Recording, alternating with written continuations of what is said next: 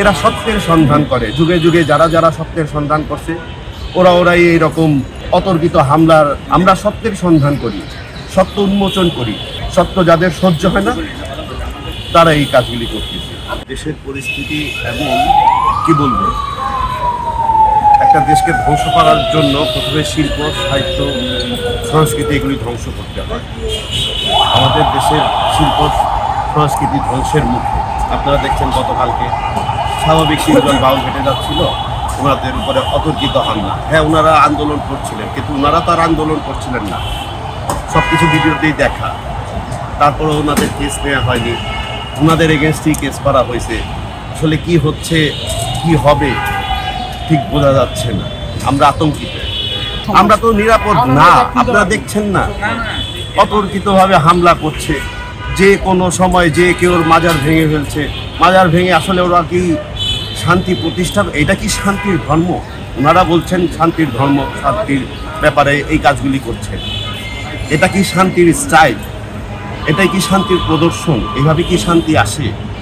লাশ বের করে পুরাচ্ছে, মাজার ভেঙে ওইখান থেকে লুটতরাজ করছে। আপনারা দেখছেন, আমি না, আমি বলছি এগুলিকে আপনারা দেখেন।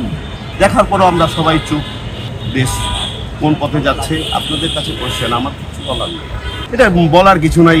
কি বলবো, সরকার বাহাদুরও তো দেখছেন। সরকার বাহাদুর কি জানেন না এই ঘটনাগুলি কি ঘটছেন না? আর যদি নাই জানেন তো সরকার বাহাদুর কি করে? সরকার বাহাদুর আসলে সমাধান দিবে। আমরা কি আমরা বাউল মানুষ, আমরা ঘর ছেড়ে দিছি, ঘর সংসার সব কিছু ত্যাগ করে আমরা পথে নামছি। আমরা কারোর সাথে তো ঝগড়াঝাটিতে যাচ্ছি না ভাই। কোনো বাউল কারোর সাথে আগ বাড়িয়ে ঝগড়া করছে এমন কোনো প্রমাণ দিতে পারবেন আপনারা? বাউলরা এখন, বাউলদের অত্যাচার হচ্ছে আসলে সুফিজম, বাউলিজম, বৈষ্ণবিজম। এরা সত্যের সন্ধান করে, যুগে যুগে যারা যারা সত্যের সন্ধান করছে ওরাই এইরকম অতর্কিত হামলার। এটা সব আপনারা দেখছেন, ইতিহাস পড়লেও জানতে পারবেন।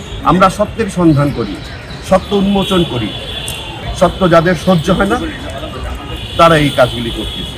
তাকে বুঝতে পারতেছেন না?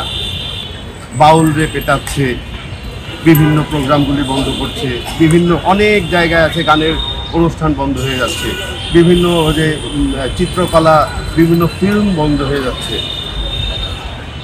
এগুলি তো আপনারা দেখতেছেন।